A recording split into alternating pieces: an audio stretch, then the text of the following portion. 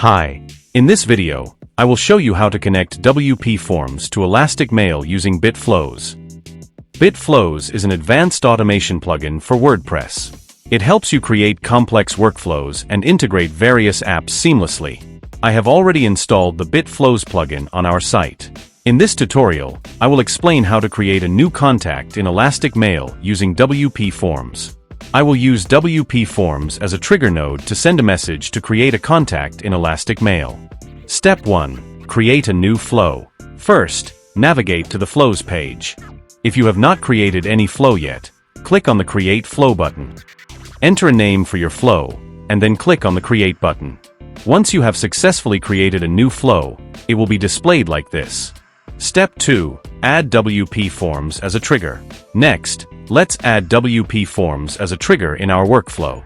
To do this, click on the plus icon. A pop-up will appear. From there, search and select WPForms, Form Submission as the trigger. Now, choose the form you'd like to use from the drop-down menu. After that, click the Listen Response button. Then I will submit a test response from WPForms. Once the form submission is completed, the response will appear like this.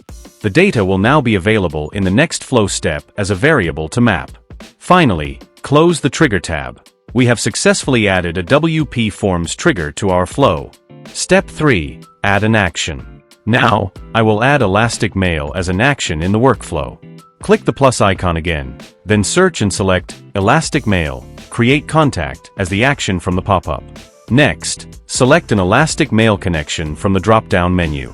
If you don't have any existing connection or want to create a new one, simply click the Add Connection button. Here, write a name for your connection. Then you will need to provide an API key to establish a connection with Elastic Mail. To get your API key, visit the Elastic Mail settings page. Now click on the Create Additional API Key option, and complete the API key creation process. Once your API key is successfully generated, then copy it. Now, return to the BitFlows builder and paste the API key into the value field. Then click the Connect button.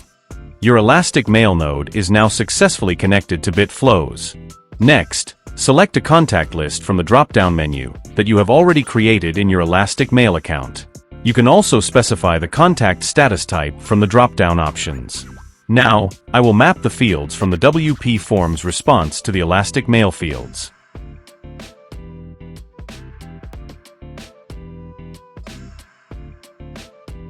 You can also map custom fields if needed. After completing all the setup steps, close the Action tab. Step 4. Run a final test. Now click on the Test Flow Once button to run a test. Then submit a form to trigger a response from WPForms.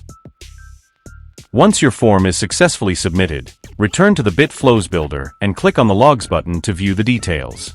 In the Logs section, you can verify that your form submission response has been successfully captured and recorded in Elastic Mail.